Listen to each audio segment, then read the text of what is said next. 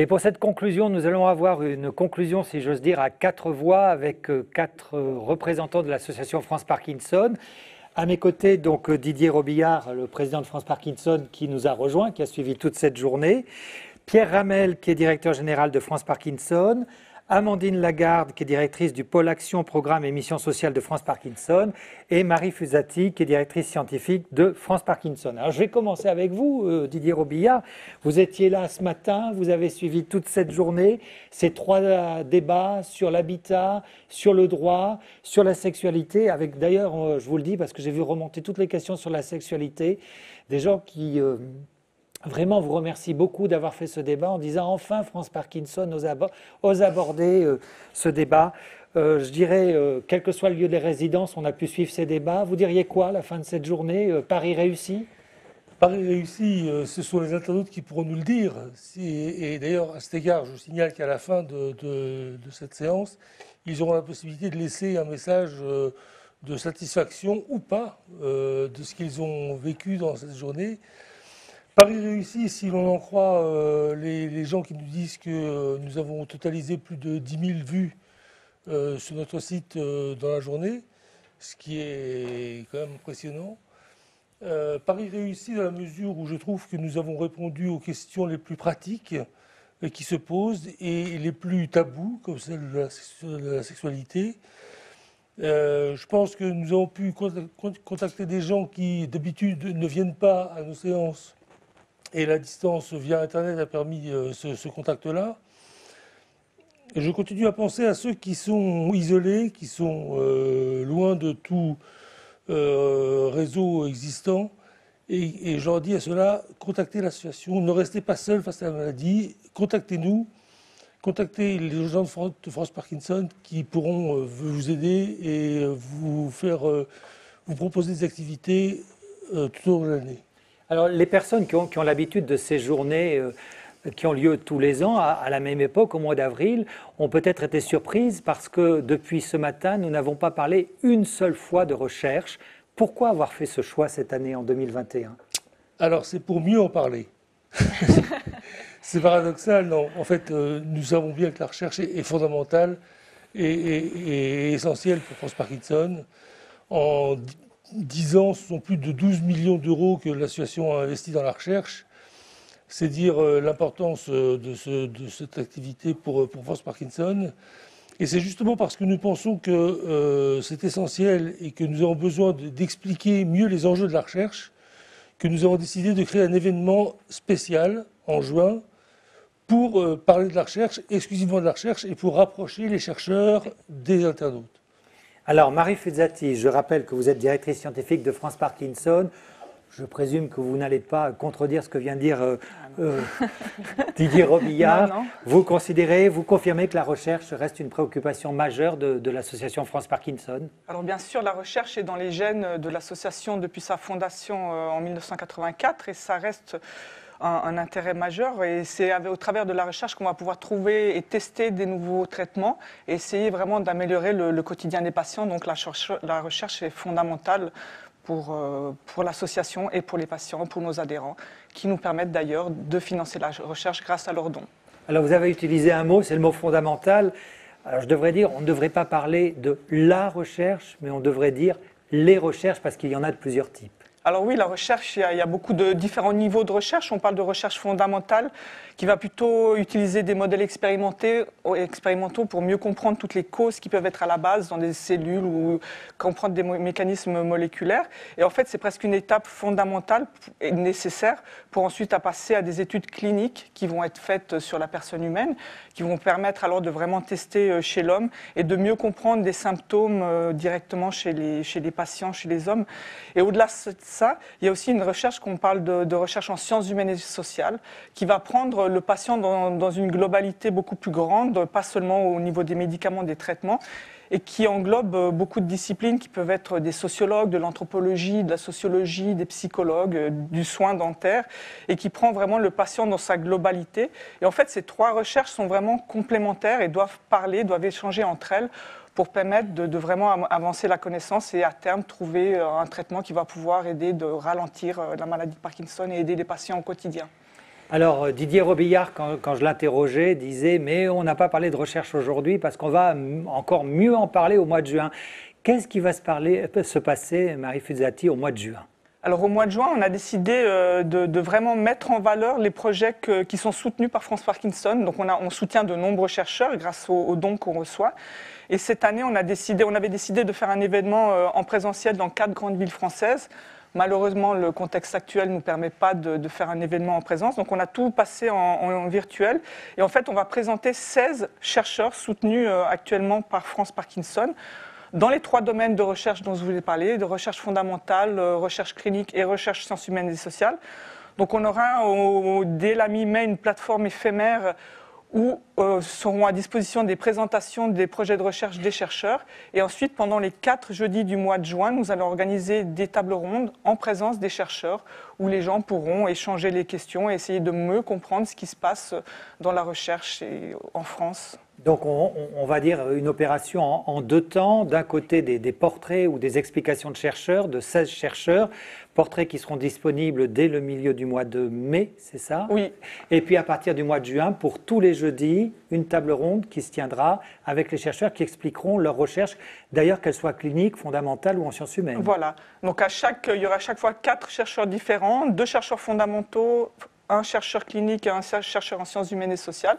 Donc vraiment des débats qui s'organiseront autour d'une recherche complémentaire et comment faire pour mieux travailler ensemble pour améliorer le quotidien des patients.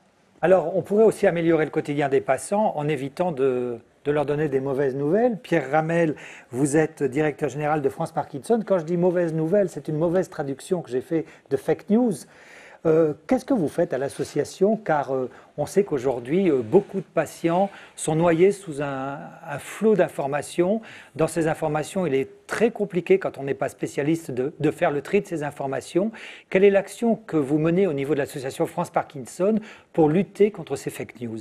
Bon, alors on n'a pas à proprement parler d'action anti-fake news, mais disons que, comme vous l'avez dit, on est aujourd'hui dans une époque où l'information, elle est partout. Elle est dans un flux incessant avec des effets démultiplicateurs très puissants à travers les réseaux sociaux.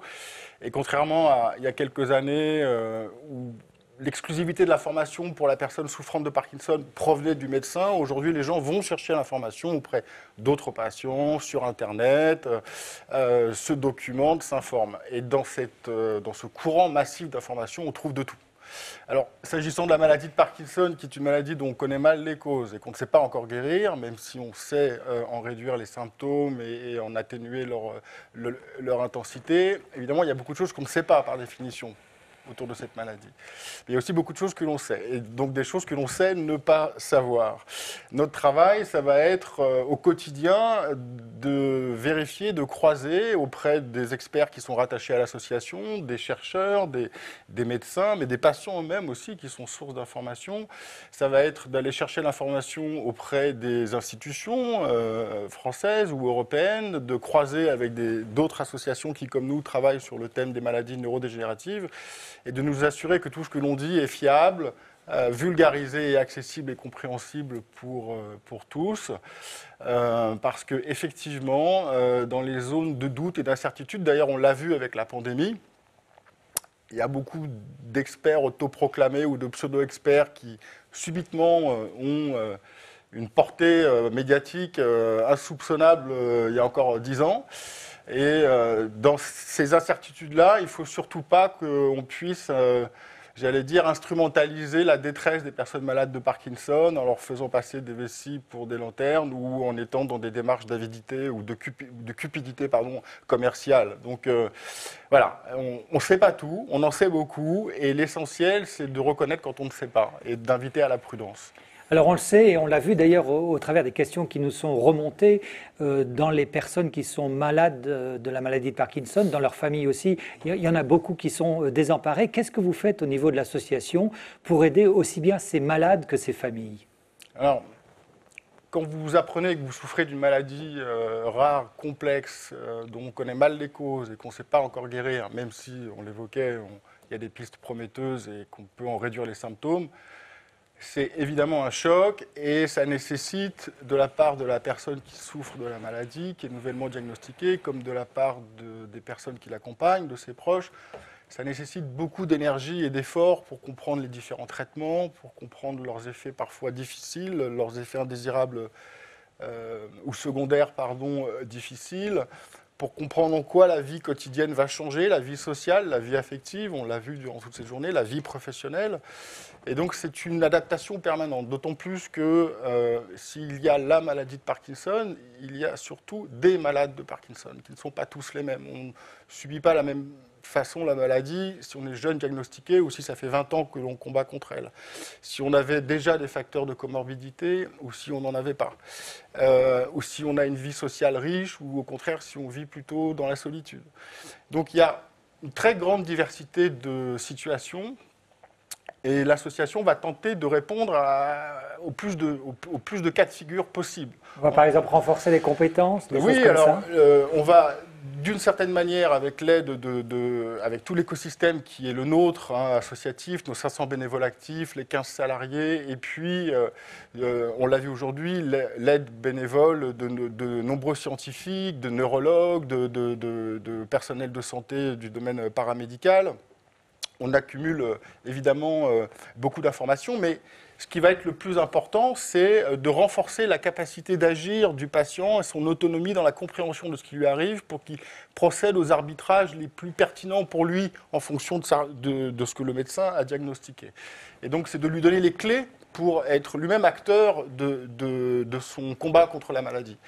Et pour cela, on va donc faire appel autant aux patients eux-mêmes qu'aux professionnels de santé, parce que les patients sont à la fois, ils sont bénéficiaires du projet France Parkinson, mais ils en sont aussi en tant que bénévoles des acteurs très engagés. Et c'est, je crois, en replaçant le patient au cœur du processus de soins et du parcours de soins qu'on peut aussi augmenter encore davantage la confiance entre le soignant et les soignés, en misant sur une complémentarité des savoirs respectifs qui va inclure le savoir tiré de l'expérience de la personne qui souffre de la maladie ou de la personne qui aide une personne qui souffre de la maladie. Alors l'association France Parkinson, c'est 75 comités en France. C'est important d'avoir, je dirais, ce maillage territorial qui va même en dehors de l'Hexagone, puisqu'il y a 2 comités qui sont dans les DOM-TOM. C'est important d'avoir ce maillage local pour avoir des actions au plus près des patients. Et c'est indispensable parce que tout ne se passe pas qu'à Paris. La réalité de la maladie, elle est partout sur le territoire, à des degrés divers, mais elle est partout. Elle touche toutes les catégories de la population. Elle est en zone rurale, elle est en zone urbaine. Et donc, à différents titres, c'est important. D'abord parce que, ça a été rappelé par Didier ce matin, nous sommes une association qui intervient en faveur des patients, mais nous sommes une association de patients et de proches aidants. Et donc, ils sont les premiers acteurs du projet. Et donc, le projet, il a vocation à se décliner et à se vivre partout sur le territoire, partout où il y a des gens qui souffrent. C'est intéressant, c'est évidemment aussi indispensable d'avoir des comités parce que la France, elle connaît des situations de diversité, de disparité. On n'est pas soigné forcément de la même manière selon qu'on est au fin fond de la Creuse ou dans une ville comme Paris ou Marseille. Il n'est pas si facile d'avoir accès à un médecin spécialiste d'une maladie rare et complexe comme Parkinson quand vous êtes dans un département rural qui peut s'apparenter à un désert médical. À l'inverse, dans la multitude des villes, existe aussi une grande solitude. Donc les comités locaux, j'allais dire, les 77 comités locaux de France Parkinson vont être un espace d'échange, un échange de pratiques, de témoignages de personnes qui vivent les mêmes choses entre elles. Et ces témoignages et ces retours d'expérience sont aussi profitables à la personne malade ou à la personne proche aidante d'une personne malade que le lien avec le médecin finalement. Cette fraternité est importante. Oui, parce que si le médecin connaît très bien la maladie, il n'est pas lui-même souffrant de cette maladie. Alors, je voudrais me tourner vers Amandine Lagarde. Je rappelle que vous êtes directrice du pôle Action, Programme et Mission Sociale de France Parkinson, tout simplement parce qu'on va regarder quel est le travail de ces comités un petit peu au niveau local. Qu'est-ce que vous mettez en place comme action, d'abord pour les personnes malades ?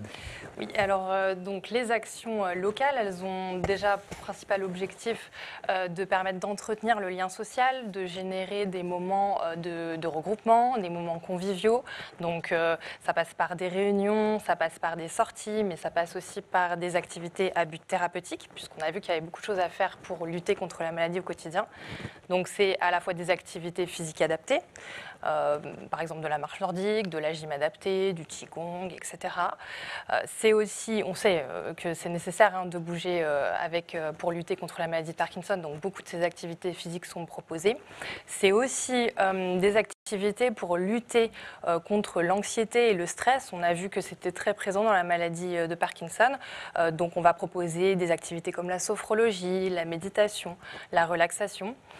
On va également proposer du soutien psychologique qui va passer par des actions à la fois collectives comme les groupes de parole, mais aussi du soutien individuel. En tout cas, faciliter l'accès à ce soutien psychologique individuel, notamment le faciliter sur le plan financier, mais aussi en orientant vers des psychologues qui ont déjà une connaissance de la maladie de Parkinson. Et puis on propose également des actions pour des publics spécifiques comme les publics qui sont touchés plus précocement par la maladie, qui sont touchés à un âge plus jeune. Voilà, des actions spécifiques. Alors ça, c'est donc pour les personnes malades.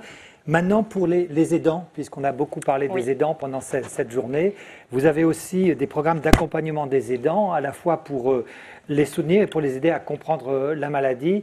Vous avez 2 programmes en particulier. Oui, tout à fait. Donc on a d'abord le programme À 2 pas qui est proposé, donc qui est soutenu par la CNSA et qui est proposé depuis 2013.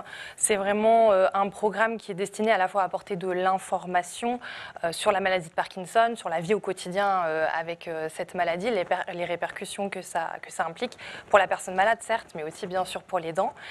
Donc de l'information et aussi des moments finalement de partage entre pairs. Donc c'est-à-dire ce sont des aidants qui sont ensemble, qui vivent des choses similaires et qui peuvent partager ces expériences-là pour pouvoir cheminer petit à petit dans le vécu de ce rôle et de cette place d'aidant. Et puis on a donc un deuxième programme qui est complémentaire au premier, qui est le programme Entrée dans Parkinson, qui est soutenu par la Fondation IRSEM et qu'on a mis en place depuis 2015. Et là, cette fois, le but, c'est de proposer des activités de bien-être et de répit, tout en les organisant, là encore, pour uniquement des aidants. Donc ça leur permet, là aussi, autour de ces moments de bien-être, de se retrouver entre eux, de se soutenir mutuellement. Donc voilà, ces 2 programmes sont complémentaires, ils sont proposés par nos comités localement. Avant qu'on connaisse la crise qu'on connaît depuis plus d'1 an, c'était proposé en présentiel. Depuis, on l'a adapté pour le proposer à distance, donc les comités le proposent.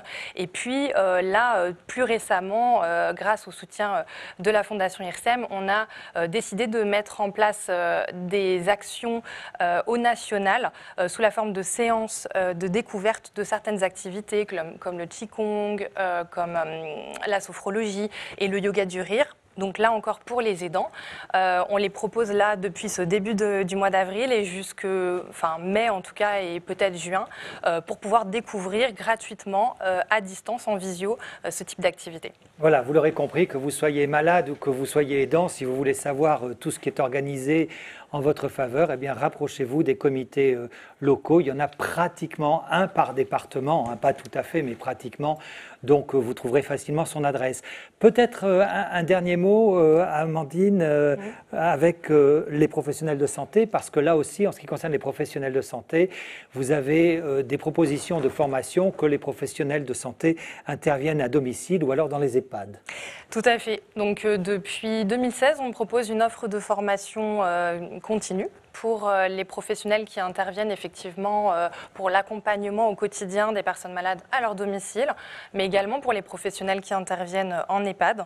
Donc voilà, c'est vraiment une offre de formation qui est éligible à la formation continue, où l'idée c'est de proposer donc 2 jours dédiés à la fois la compréhension de la maladie de Parkinson, bien la connaître, bien la comprendre, et ensuite voir comment adapter l'accompagnement aussi aux spécificités de cette maladie, parce qu'on se rend bien compte que ça ne va pas être pareil d'accompagner quelqu'un qui a la maladie de Parkinson que d'accompagner un autre type de résident.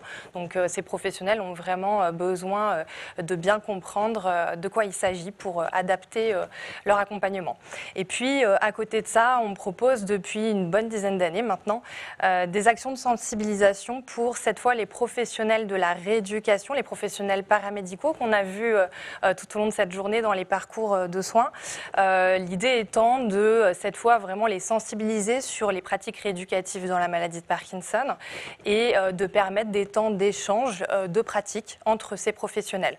Donc là encore, jusqu'à l'année dernière, on les proposait en présentiel. Depuis, là encore, on s'est adapté, on les propose sous forme de webinaire depuis 2020, jusqu'à temps qu'on puisse reprendre des temps en présentiel. Mais bon, je tiens à le souligner, il y a eu bien sûr plein de choses négatives avec cette crise, mais le positif, c'est que ça a amené justement ces possibilités de propositions à distance qui touchent forcément davantage de monde. Voilà, avec une proposition à distance que vous vivez depuis ce matin 10 heures. Je vous remercie de votre patience, de m'avoir supporté depuis 10 heures ce matin. Je voulais aussi vous dire que tous les débats qui ont eu lieu aujourd'hui, vous pourrez les retrouver sur le site de France Parkinson. Vous aurez un certain nombre aussi d'adresses pour trouver par des hyperliens tout un tas d'informations sur les 3 sujets que nous avons abordés. Didier Robillard, vous m'aviez confié les clés ce matin à 10 heures. Je vous les rends à 15h51. Merci beaucoup. Eh bien, le temps pour moi est venu de remercier tous ceux qui ont permis à cette journée de bien fonctionner. D'abord, Bruno, vous-même, merci beaucoup pour votre présence et votre capacité à tenir ce marathon de cette journée et pour la pertinence de vos questions et de votre accompagnement. Merci beaucoup. Je voudrais remercier ceux qui, dans l'ombre, dans Régie, sont ceux qui font fonctionner toute cette mécanique. Remercier l'équipe France Parkinson qui, depuis plusieurs mois, travaille sur cet événement. Et je pense notamment à l'équipe d'Aurélie avec Valentin, Damien et puis Evie de son côté qui sont les artisans de cette journée. Je voudrais remercier également tous ceux qui nous ont suivis depuis le début de la matinée. Et j'ai une pensée toute particulière et un salut amical à nos délégués en région qui, nous le savons, sont assidus depuis ce matin. Et puis remercier les partenaires du Grand Direct, sans lesquels nous n'aurions pas eu les moyens de faire à la hauteur de ce que nous avons réalisé. Je vais les citer, il y a Ever Pharma, AbbVie, la société Aguetan, Boston Scientific, Corian, Lundbeck, Medtronic, Orkin, CGED, UCB, Orion. Merci à eux pour leur participation à cette journée. Et merci encore à vous tous et à vous particulièrement pour avoir animé avec brio cette journée. Comme le disait Bruno, les replays sont possibles. Et n'oubliez pas de mettre un commentaire sur ce que vous avez pensé de cette journée. Et puis cette circonstance, parce qu'on le dit tout le temps en ce moment, mais c'est vraiment chaleureux et ça vient du cœur, prenez soin de vous. Voilà, et je terminerai en disant, n'oubliez pas qu'au mois de juin, vous allez avoir plein d'informations sur la recherche, donc n'hésitez pas à aller sur le site de France Parkinson pour rencontrer les chercheurs qui vous expliqueront ce qu'ils font au quotidien. Bonne fin de journée.